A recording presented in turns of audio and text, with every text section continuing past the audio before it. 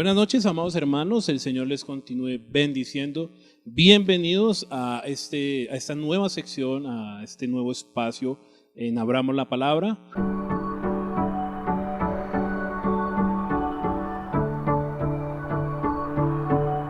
Nuevamente me presento, mi nombre es Hernán Borges, estoy acompañado por Antonio Piraquive y por mis hermanos Darwin Gutiérrez y Enrique Borges.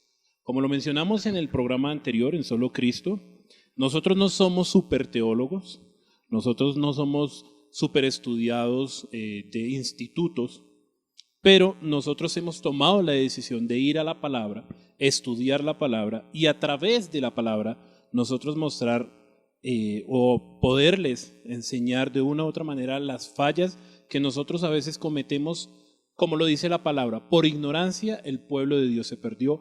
Y en nosotros está el amor de poderles enseñar a través de la palabra a ustedes para que no se pierdan y realmente entiendan lo que es el Evangelio y lo que son las sanas doctrinas. Y el día de hoy justamente nos compete una nueva sola que digamos es una de las olas más hermosas que nosotros podemos encontrar, que justamente es la sola Escritura. Como nosotros entendemos y como nosotros sabemos, como pueblo de Dios, nosotros predicamos a través de la palabra de Dios, pero justamente queremos hacer énfasis y poder aclarar una serie de preguntas a través de este espacio que nosotros tenemos. Así que, pues la primera pregunta, hermanos, pasando de una vez a las preguntas, la primera pregunta es, ¿a qué se refiere con sola Escritura? ¿Sí? ¿A qué se refiere cuando decimos sola Escritura? ¿Sí? El por qué decirlo, a qué nos referimos justamente con este tema. Así que, hermano Darwin, por favor. ¿Sí? Bueno, hermano, ¿a qué nos referimos con sola Escritura? En primer lugar, nosotros entendemos que en el tiempo de la Reforma Protestante, en el siglo XVI, sabemos que el catolicismo romano en ese momento tenía dos fuentes de autoridad, la palabra de Dios más la tradición. Cuando se levanta la Reforma Protestante con los inicios de Martín Lutero, precisamente él digamos que defendió esa posición. Después sabemos que Martín Lutero era un teólogo y nos damos cuenta que él llega al punto de que no, los concilios han errado, el Papa ha errado, la Biblia no tiene errores. Entonces nos referimos a sola Escritura como nuestra fuente suprema de autoridad, sin desmeritar o decir que no hay más autoridades. Sí, hay más autoridades, está la autoridad del gobierno, está la autoridad en la casa, que es el padre de familia, está la autoridad en el trabajo, que es el jefe, sí, pero decimos que la palabra de Dios es la autoridad que está por encima de esas autoridades. Entonces a eso nos referimos con sola Escritura. Para nosotros los cristianos, nosotros nos regimos por la única y suficiente, inerrante palabra de Dios. Es nuestra suprema autoridad. Es una pregunta, ¿no? ¿Por qué solo la Escritura? Pues ya el hermano Darwin ya lo dijo, muy claro. Pienso que no hay que añadirle ni quitarle nada, como la palabra está excelente. Pero entonces aquí voy algo extra, ¿no? Pues yo pienso que en el programa anterior quedó muy claro que solo Cristo, ¿no? Y si nosotros miramos, por ejemplo, ¿dónde vamos a ver eso? Pues en las Escrituras, ¿sí? Entonces, si algo tan hermoso que es apuntar solo a Cristo, pues ¿dónde nosotros lo vamos a ver? En las Escrituras. Entonces, las Escrituras son las que nos avalan eso, de que hay un solo Cristo, ¿no? Entonces, y eso lo vemos en ¿dónde? En Juan 5, 39, 40, que dice así, dice, escudriñad las Escrituras, porque a vosotros os parece que en ellas tenéis la vida eterna, y ellas son las que dan testimonio de mí, y no queréis venir a mí para que tengáis vida. O sea, el mismo Señor aclara, el mismo Señor da el aval, ¿sí?, de que en ellas está todo, y es lo más importante eso. Entonces, por eso nosotros tenemos que ir a eso, a las escrituras. O sea, nosotros, ahora, el punto es que la gente cree que nosotros decimos solo escritura, entonces ya nos metemos herméticamente solo a la Biblia, ¿sí? Nos quedamos solo en la Biblia y ya no más. Como decía el hermano Darwin, ya no, entonces no tenemos otro. Entonces yo, si viene un político y me da una orden o un policía, no, qué pena, pero solo escritura. Yo solo le hago caso a la Biblia, ¿sí? Le digo al policía, qué pena, pero usted no tiene autoridad. ¿A quién es usted? O sea, yo tengo aquí la Biblia, ¿sí? Entonces yo no puedo llegar con ese cuento porque obviamente no. Pero lo que aquí en nuestra fe, en lo que nosotros profesamos a seguir a nuestro Señor Jesucristo, vamos a encontrar acá en la sola escritura. Y es pienso yo, de la manera más sencilla que puedo explicar. Sí, el punto de eso, la escritura se ha explicado muy bien. Voy a citar a Martín Lutero. Él decía que primeramente la escritura, ¿sí? Y aún todas nuestras enseñanzas debemos someterlas a la escritura. Aún puede ser el teólogo más grande que haya existido, aún si su enseñanza o cada una de nuestras enseñanzas tiene alguna contradicción con la palabra de Dios, esa enseñanza debe ser desechada, porque es solo la escritura es la que puede, digamos, normar o puede guiar a las demás reglas. Digamos, usted puede escribir un libro, pero ese libro no puede estar en contra de la escritura. Cuando decimos sola escritura, es que solo ella puede, digamos, no tiene errores. Muchos dicen, no, es que la escritura tiene errores, pero la Biblia no tiene ningún error. Nuestra interpretación es la que está mal. Preciso Pedro dice en su primera carta, en la segunda carta que él dice en el versículo 19, dice, tenemos también la palabra profética más segura. Y cuando Martín Lutero decía, los concilios, he analizado todo esto, he visto los concilios, y los concilios muchas veces se contradicen entre sí, pero también contradicen la palabra. También estoy en contra del Papa porque también se contradice, y contradice a la Biblia.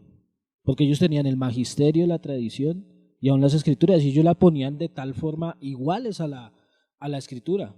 Muchas veces la pasaban por encima, como los judíos. Los judíos pasaban su tradición, la ponían por encima de tal manera que anulaban la palabra del Señor. Él lo explica muy bien por allá en Marcos. Entonces, cuando decimos solo la escritura, la escritura es la máxima autoridad de la iglesia. Tomando en cuenta lo que ustedes dicen que es la máxima autoridad y que más adelante vamos a abordar ese tema, quiero citar un texto que está en 2 de Timoteo capítulo 4 versículo 3, que dice, porque vendrá tiempo cuando no sufrirán la sana doctrina, sino que teniendo comenzón de oír se amontonarán maestros conforme a sus propias concupiscencias y apartarán de la verdad y el oído y volverán a las fábulas.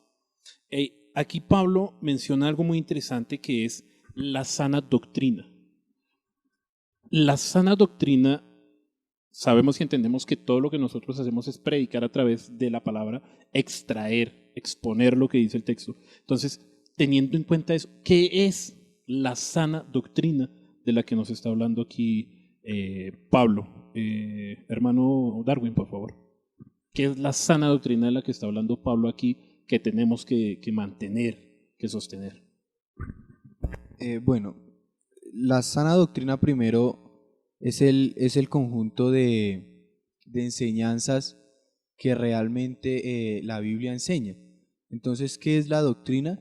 La doctrina es lo que la Biblia enseña acerca de un tema en específico. Sabemos claramente que hay diferentes doctrinas, ¿no? Está la doctrina de la salvación, está la doctrina del pecado, la doctrina de la Trinidad, bueno, etcétera. Pero la doctrina, ¿cuál es la verdadera doctrina? Que la sana doctrina es que el hombre es pecador, que el hombre necesita un Salvador y que ese Salvador es Jesucristo. Y claramente sabemos que la palabra nos da testimonio de eso.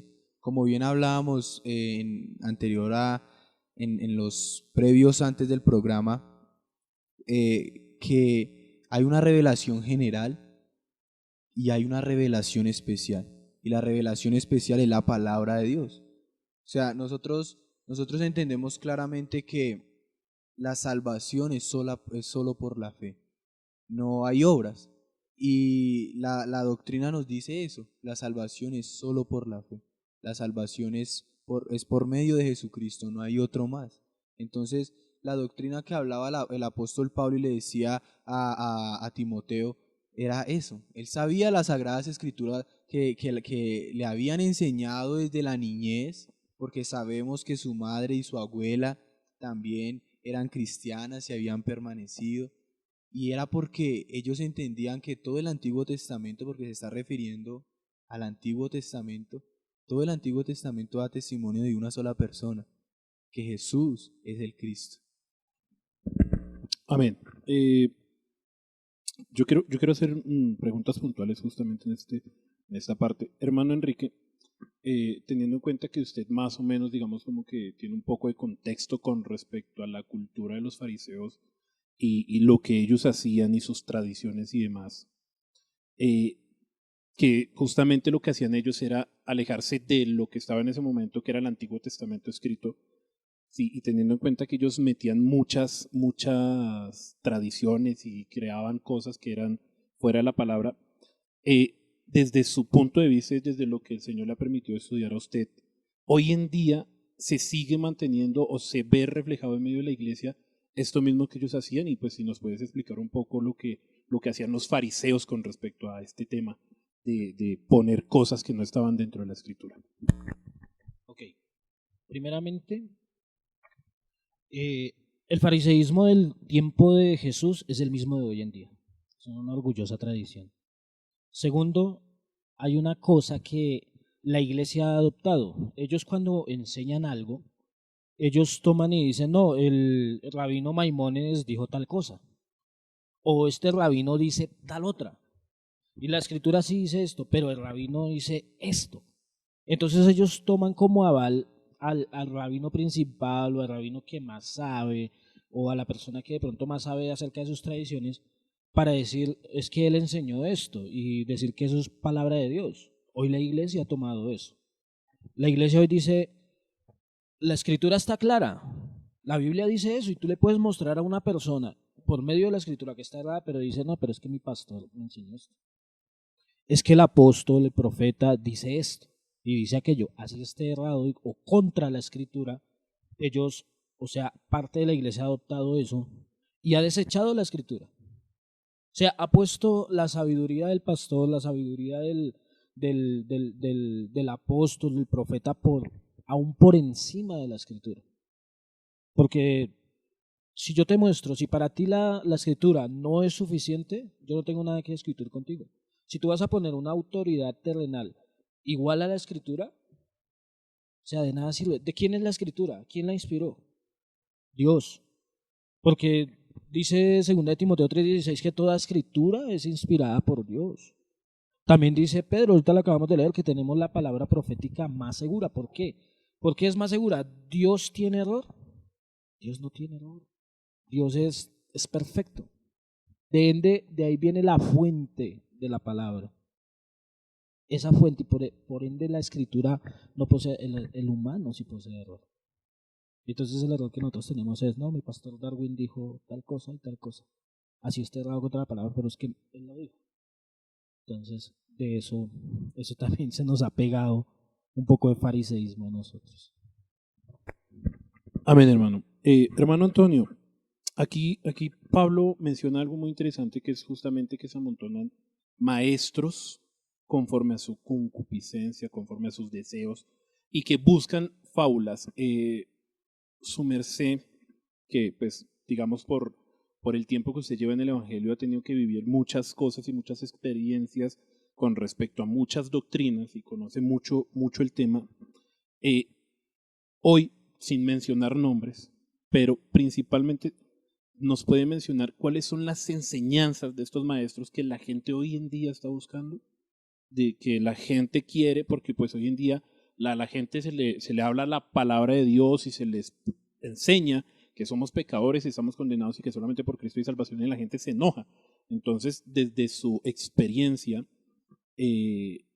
¿Nos puede contar un poco acerca digamos, estos falsos maestros, falsos predicadores y, bueno, y demás cosas que hoy en día la gente está buscando? Gracias a Dios, pues, todo este tiempo que conozco al Señor, uno ve cosas donde cogen y se basan en la palabra, o sea, cosas que están en la Biblia, que obviamente nos dan una enseñanza de fe hermosa, pero que la gente lo lleva al extremo. Y a mí me acuerdo en una época que me llevaron a hacer las 7 vueltas. No digo el sitio, pero aunque lo hicimos muchas veces en diferentes sitios, que nos ponen a dar las vueltas, supuestamente porque tenemos que conquistar ese lugar, ¿no? Y entonces nos ponían a orar y éramos hartísimos, pero había un flujo de gente que no conocía a Dios, gente que no es creyente, y nos miraban y nosotros parecíamos loquitos, ¿no? Supuestamente porque estábamos reclamando el sitio y hacíamos tal cual como lo hizo Josué, las 7 vueltas y ya el último de ¡ay! Que el grito y todo, ¿sí? Entonces, habían cosas que le añaden y que a veces la gente malinterpreta la palabra, ¿sí? Entonces, pensando que nosotros tenemos que hacer esas cosas. Ahora, eso y muchas más, ¿sí?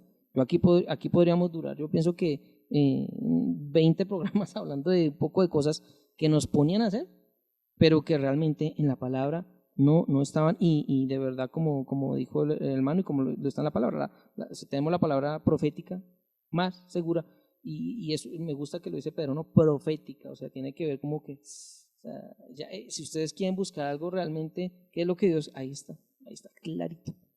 Entonces, El hermano Enrique nos quiere aportar algo.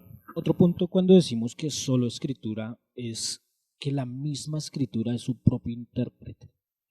Hoy todo el mundo quiere leer un texto y decir, eso significa esto. Estaba investigando y miraba la interpretación de Agustín de Hipona acerca del hijo del buen samaritano.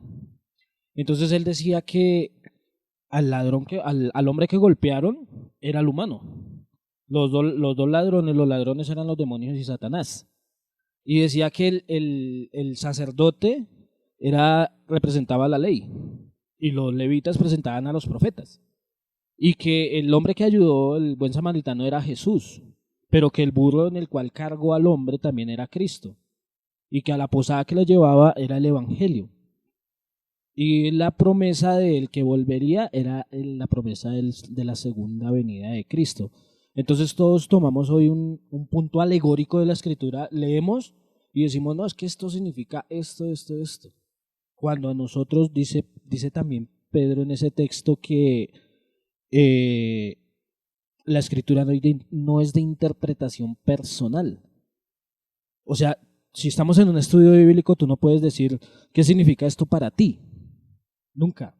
La pregunta es, ¿qué significa el texto? Dime tú qué significa el texto. ¿Qué está diciendo el texto? Porque el texto solo tiene un significado. Y la pregunta correcta sería, ¿cómo lo aplicarías tú a tu vida? Ese significado. Teniendo en cuenta que la sola escritura se interpreta a sí misma. Entonces no podemos separar un texto, cortarlo y decir, no, esto es esto. Hermano Antonio. digamos, apoyando lo que dice el hermano Enrique, es cierto, o sea, lo que pasa es que hoy en día se ha metido tanta cosa en la palabra, digamos, por ejemplo, vemos tanto humanismo, tanta psicología, tanta antropología, vemos tantas cosas que se van infiltrando y le dan esa importancia al hombre, ¿sí? Cuando en el programa anterior quedó muy claro que lo importante es Cristo. Entonces la gente cree y busca que Dios inmediatamente se acerca y Dios le va a decir aquí algo. Entonces, como no van a escuchar de pronto la voz de Dios diciéndole, digamos un ejemplo, Darwin, sal y ve a la esquina y vas a encontrar una bolsa llena de dólares, ¿sí? No, Darwin no, pero lo que sí dice la Biblia es el que no trabaja y que no coma, ¿no? Entonces, Darwin debe entender que Dios le está diciendo, mijo, usted tiene que ponerse a trabajar, ¿sí? Entonces, pero la gente no le gusta eso, entonces la gente quiere buscar algo, entonces algo extraño, algo para sentirse aliviados, pensando que ellos son los importantes y no entienden que a Dios simplemente hay que obedecer, como en el Edén, ¿no? Obedezcan, no más, pero no. Entonces son cosas que suceden por eso. Amén, hermano. ¿El hermano Darwin va a contar algo?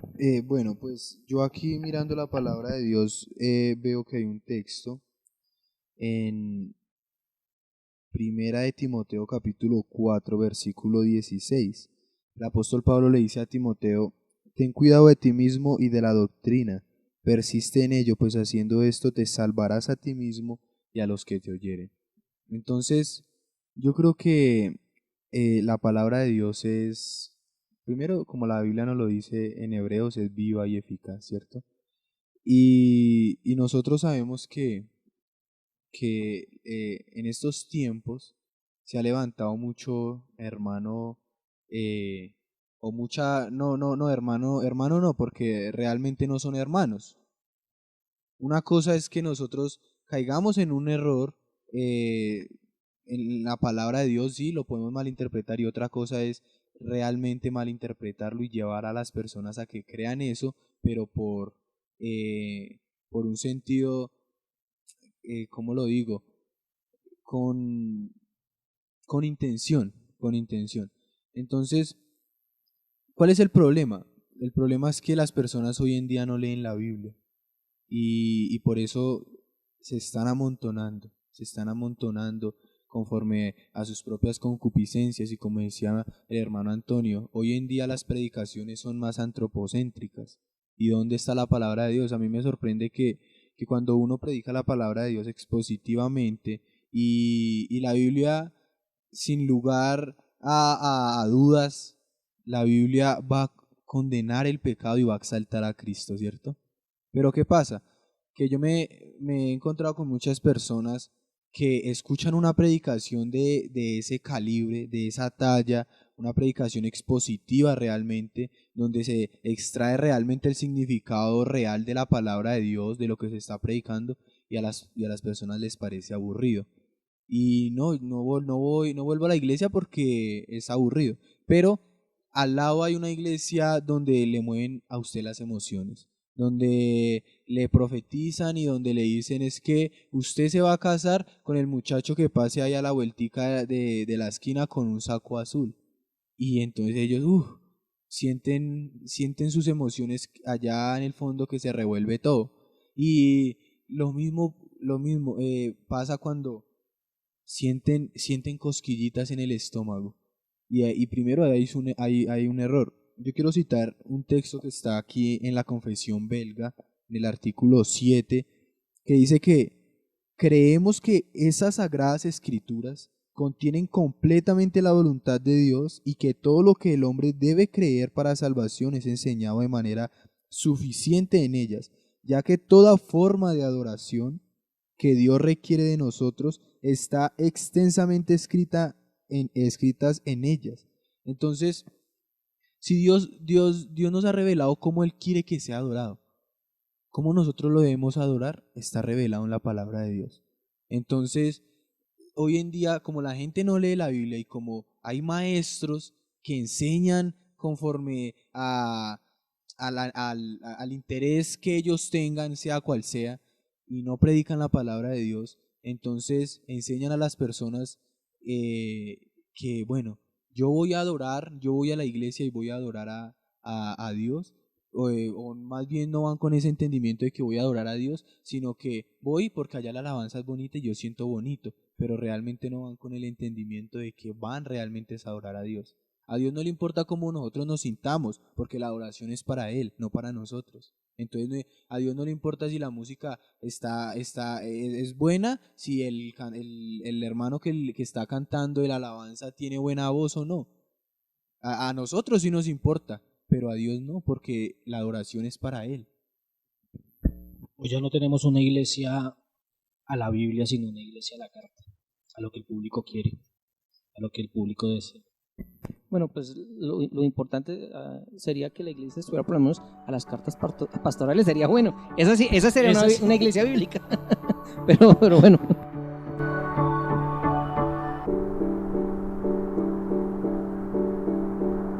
Y muchos otros textos que podemos citar, como el que encontramos en Apocalipsis, que ni una sola palabra será añadida, o lo que dice Jesús en el versículo 18 de Mateo capítulo 5, que o sea, cielo y tierra pasarán, pero su palabra no pasará. Y cuando habla de la palabra está hablando, pues digámoslo, de la Biblia. ¿De dónde viene la Biblia? La pregunta, pues, sería eso. ¿De dónde viene la Biblia?